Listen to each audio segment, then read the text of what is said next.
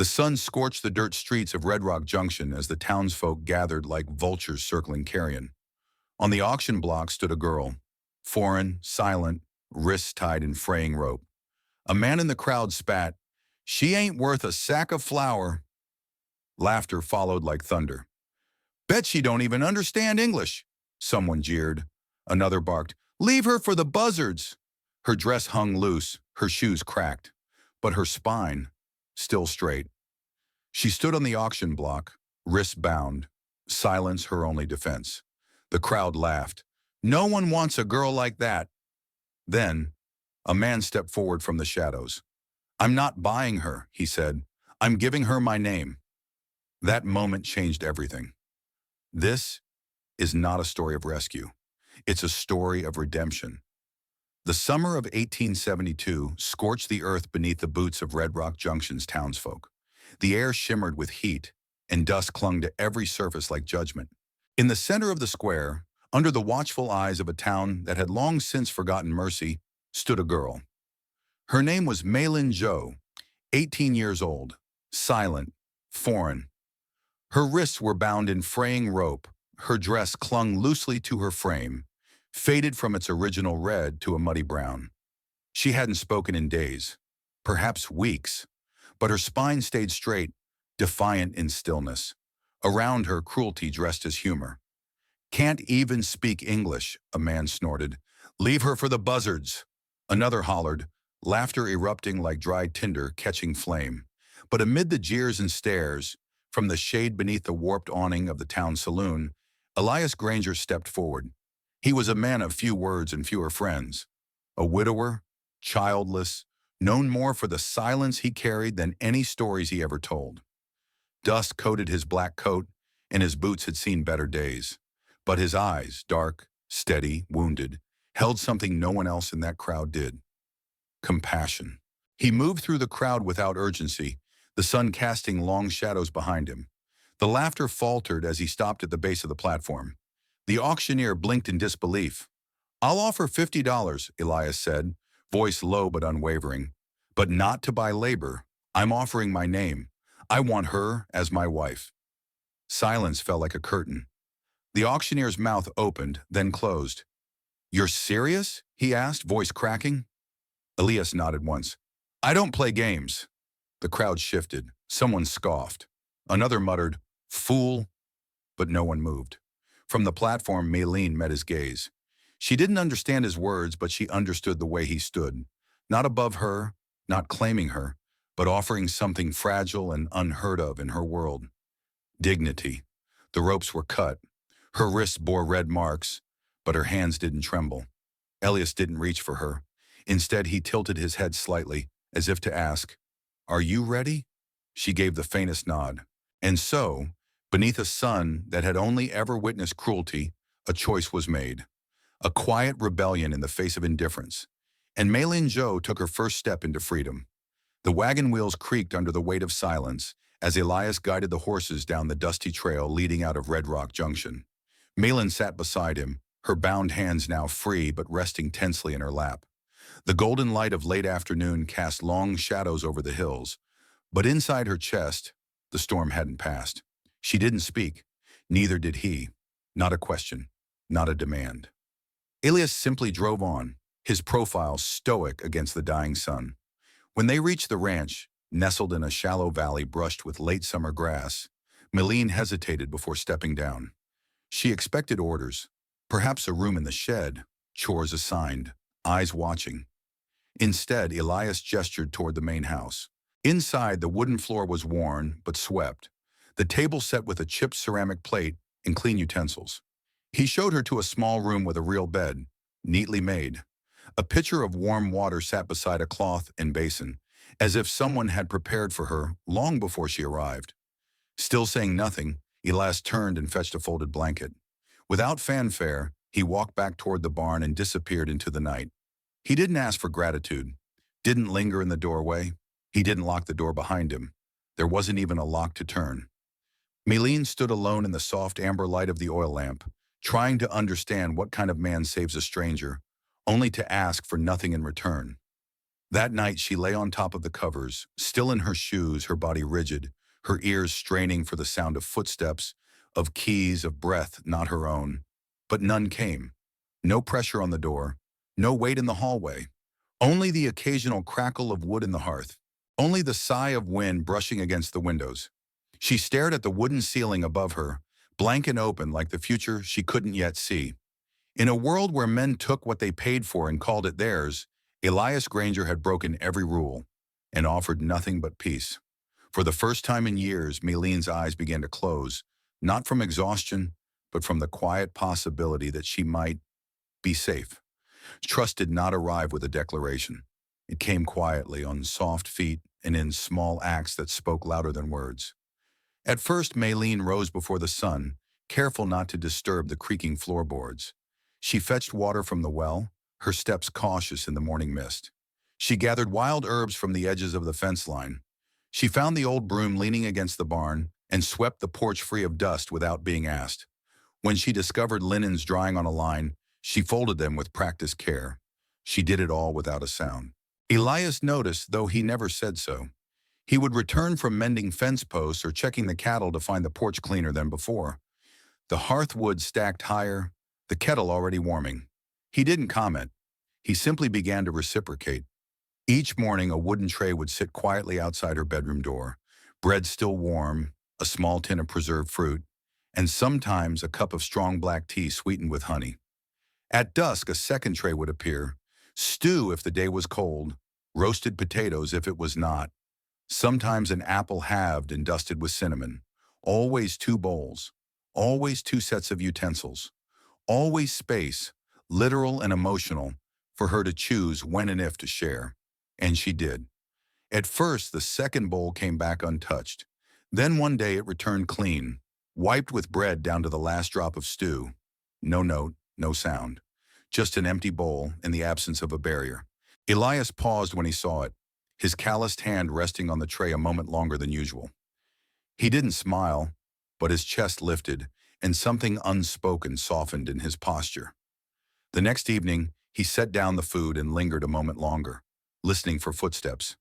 None came, but when he turned, he found her watching from the window, hands clasped in front of her. No words passed between them, but they had begun speaking. A shared rhythm bloomed, quiet as the garden she watered, steady as the stew he simmered. Each act stitched the air between them into something warmer, gentler. It wasn't a romance, not yet, but it was no longer survival either. It was hope, and hope, once planted, never grows quietly for long. By autumn, their days settled into a quiet rhythm, two people moving through the same space, not as strangers, but as something else. Not quite lovers, not yet family, but close. Closer with each shared moment that asked for nothing and meant everything. One morning, Meline appeared in the kitchen holding a bundle of long green leaves. Elias, just finishing his coffee, raised an eyebrow. She said nothing, simply gestured for him to watch. Her movements were fluid, graceful, hands shaping sticky rice into soft triangles, tucking them neatly into folded banana leaves like cradles. He tried to follow her lead, but the rice clung stubbornly to his fingers, falling apart with every clumsy attempt. When he dropped an entire bundle on the floor, Elias grunted in frustration and muttered, "Well, hell." She laughed, a quiet surprise sound, and then for the first time smiled at him. Not out of politeness, not forced, but real, warm, her first true smile since arriving. That smile stayed with Elias long after the rice had finished steaming. Later that week, he returned the gesture in kind. He led her out to the barn and taught her how to milk the old cow, his voice gentle, his hands demonstrating with patient care. Millen watched closely, brow furrowed, mimicking his movements with both seriousness and curiosity. She laughed again when the cow's tail swatted her shoulder, and Elias chuckled too, low and gravelly, like thunder in the distance, finally breaking into rain. The next day he showed her how to scatter feed for the chickens. She knelt with the feed bucket, lips pursed in concentration, mimicking the sweeping arc of his arm. When the hens flocked toward her in a frenzy, she gasped and nearly toppled over, clutching her skirt. That afternoon, as the clouds gathered and the wind picked up, The two were caught in a sudden downpour on their way back from the pasture. They ran, stumbling and laughing, into the barn, soaked to the bone, breathless from the sprint. And there, in the soft hush of rain drumming on the roof, Malin laughed freely.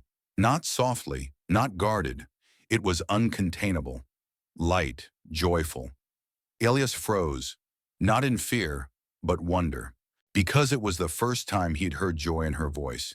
And in that sound, something inside him, a long frozen part, finally thawed. The wind outside howled low that evening, tugging at the shutters like a ghost trying to get in. Inside the cabin, all was still. A single oil lamp flickered on the table, casting golden light across parchment, charcoal dust, and the slight figure of Maylene bent in concentration. Her fingers moved carefully, precisely. Line by line, stroke by stroke, she brought to life the shadows that haunted her. A village swallowed by flame, rooftops collapsing into smoke, silhouettes running through the night. One drawing showed a child with wide, terrified eyes, his small hand wrapped in hers. Her brother. When she finished, she stacked the papers and stood silently at the threshold of Elias's room, unsure. He looked up, saw her expression, the trembling lips, the way her knuckles whitened around the edges of the drawings. She offered them wordlessly. Elias took the pages gently, his eyes scanning the horror she'd poured onto the paper. He didn't speak. He didn't need to. He folded each one carefully and placed them into a small cedar box by the fireplace, like one might store heirlooms or keepsakes. Then he reached into his coat pocket and retrieved a simple, hand-carved wooden comb. Smooth, polished, warm from being held. He held it out to her, palm open. "Your past matters," he said quietly, his voice barely above the crackling fire. "But you don't have to live in it. You can start again. Here." Maylene stared at the comb, then at him. No one had ever said those words to her. No one had ever seen her pain and treated it with reverence instead of pity. Her hand closed over the comb. Not as acceptance, but as a beginning. It started with a notebook. One morning, Elias left it on the kitchen table. Blank pages, a stub of charcoal tucked into the spine. Beside it, he'd written a single word: hello. Maylene paused when she saw it, her fingers hovering over the page. Then slowly, she picked up the charcoal and added a second word beneath it: ni hao. And so it began. They carved out time between chores, carving out syllables the way they had carved out space for each other. In the early evenings, Maylene would sit by the hearth, brushing her fingers along the grain of the page, repeating English words one at a time. Water, bread, safe. Each word was a small victory, clumsy at first, then clearer with practice. Elias would nod, his voice patient, correcting gently when needed, never rushing. In return, she guided him through the soft, tonal curves of Mandarin. He stumbled over vowels, winced at his own pronunciation, and chuckled at his mistakes. She never laughed at him, only smiled and corrected, tapping her fingers on the table in rhythm with the syllables. Some nights they would trace letters into the steam rising from mugs of tea, using the fog on glass as a temporary chalkboard.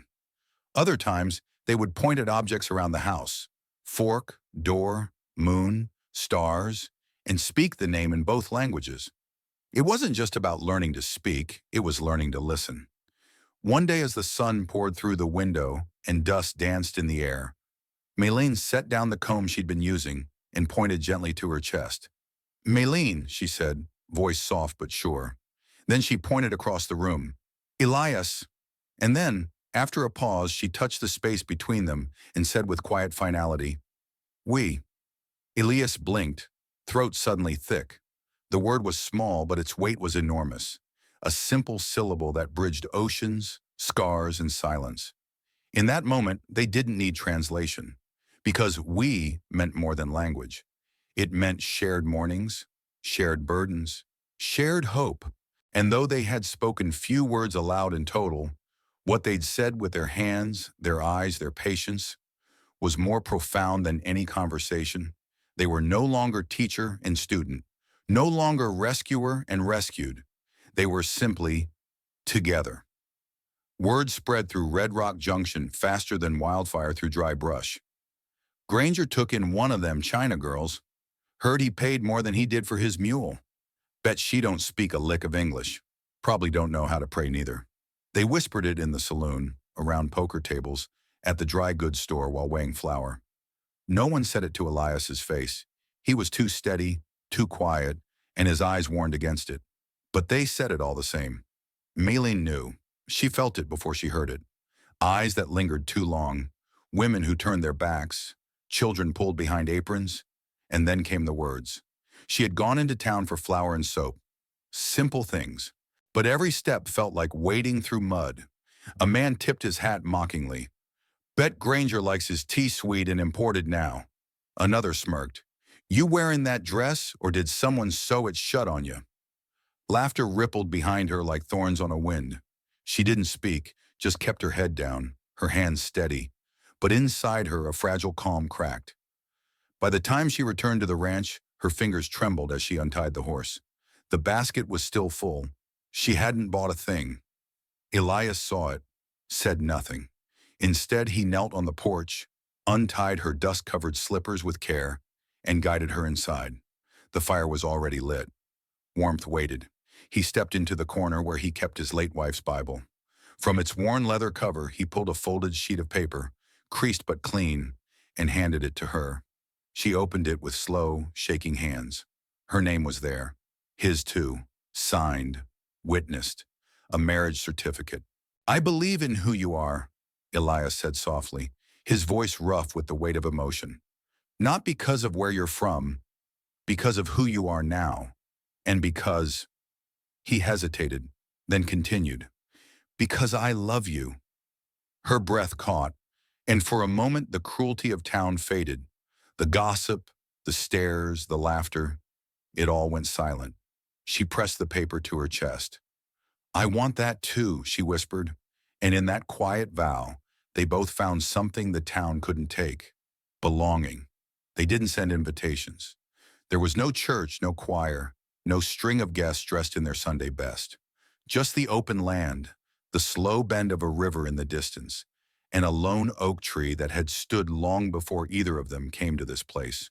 Its branches stretched out like open arms, broad, gnarled, and weathered, bearing witness as Elias Granger stood across from Maylene Joe, who wore a dress stitched and mended with care. It had once belonged to Elias's mother, and though it didn't fit perfectly, Maylene had reshaped it with thread and time and love. She wore no veil. There were no rings, just a wooden comb in her hair, the same one Elias had placed in her hand weeks ago, carved with care and polished, smooth by her touch. The morning breeze tugged at a few strands of hair, and she let them dance freely. Reverend Moore read simple words from a leather-bound book, but the vows exchanged were quiet, offered through glances, nods, the tightening of fingers. Promises unspoken, but understood. Afterward, they walked hand in hand to the front of their small cabin, where the soil had been turned and a sapling waited. A young red plum tree no taller than Malin's shoulder, its roots bundled in burlap. Together they knelt and set it into the ground. Elias held it steady as Malin patted the soil down gently, whispering something in Mandarin, a prayer or blessing. She looked up at him and smiled, her cheeks pink from the morning sun. Then, while the breeze carried the scent of turned earth, Elias climbed the porch and began to carve a wooden sign with slow, deliberate strokes. Maylene watched in silence, her arms wrapped around herself as she waited. When he stepped aside, she approached and placed her fingers over the letters. Rough, freshly cut, still warm. Home of Elias and Maylene Granger. Where no one is for sale. She didn't cry. She didn't speak. But she leaned her forehead gently against the wood and whispered something only the wind could hear. And in that quiet moment, they didn't just begin a marriage. They built a sanctuary. In time, the house no longer felt like a shelter. It felt like a home, not just to Maylin and Elias, but to something larger, something living. A memory being rewritten, day by day. Maylene became part of the land as surely as the red plum tree they had planted together. She woke early each morning to tend the patch of jasmine near the porch, a soft, fragrant tribute to the country she left behind. Her fingers, once hesitant, grew confident with the soil, coaxing green life from earth hardened by wind and drought. She sang softly in Mandarin as she worked, lullabies that only the wind and the birds could hear. In town, she walked slower now, her chin lifted, her silence no longer uncertain. The townsfolk still stared sometimes, but now, a few nodded. Some even smiled. When she began volunteering at the small church on the outskirts, no one expected much. But one by one, the children gathered around her with chalk and slates. She taught them how to trace their letters, first in English, then in Mandarin for those who were curious enough to ask. They listened, wide-eyed, when she told them stories from her childhood, sketching dragons and plum blossoms with graceful strokes. She doesn't say much, the preacher's wife remarked once, but when she does, the whole room listens. It was on one such morning that Rosa arrived. She couldn't have been more than 6 or 7. She was all dust and tangled curls, clutching a small wooden horse worn smooth by use. No one knew where she'd come from, just that she'd wandered onto the ranch during sunrise, settled herself on the porch steps like she belonged there, and said nothing at all. Melon didn't ask questions. She simply knelt beside the girl, held out a cup of warm tea, and asked gently, "Do you like jasmine?" The girl nodded, eyes wide, and from that moment, she stayed. Elias found them both on the porch later, the girl curled beside Maylene's legs, asleep with the wooden horse cradled to her chest. He didn't ask where she came from or why she'd come. He only nodded and went inside to prepare another bowl of stew. That night, Rosa didn't leave. "She's small," Malin whispered to Elias as they watched the girl sleep in front of the fire, "but she fills every room." They didn't sign papers or wait for town approval. She simply became theirs. The seasons turned. The plum tree outside the house grew taller, its branches stretching toward the sky. In spring, delicate blossoms drifted like confetti in the wind. In summer, the wind chimes, made from mismatched spoons and twisted copper, sang low lullabies across the porch.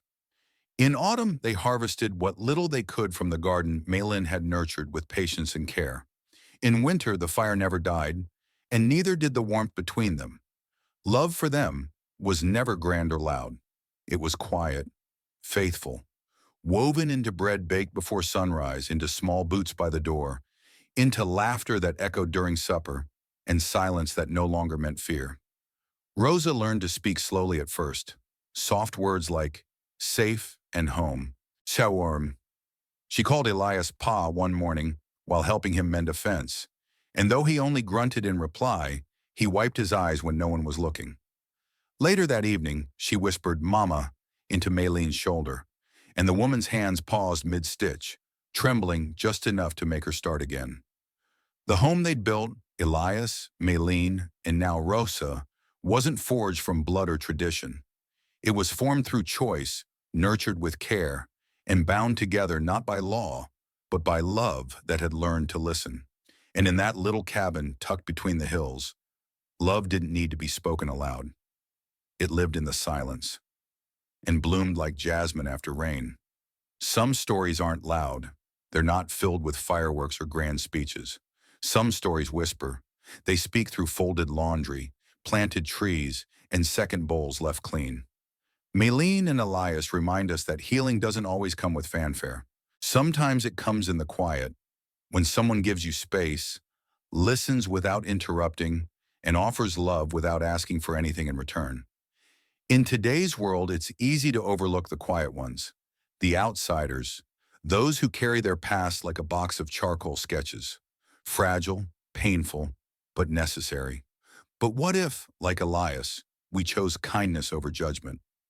What if we opened our homes and hearts not because someone earned it, but because they simply needed it? And in your life, have you ever met someone like Maylene? Or maybe, have you ever been Maylene? We'd love to hear your thoughts. Share your reflections in the comments below. What part of the story moved you most? What does belonging mean to you in today's world? And would you have stepped forward from the crowd like Elias did? If this story touched your heart, please like the video, subscribe to our channel, and share it with someone who still believes in the quiet power of love, dignity, and redemption. Thank you for spending time with us today. Whether you're young, older, or somewhere in between, stories like this remind us all that it's never too late to start over, and that sometimes the most powerful promises aren't spoken at all. They're planted, like plum trees, into the soil of a new beginning. Until next time, stay kind and keep believing in stories that matter.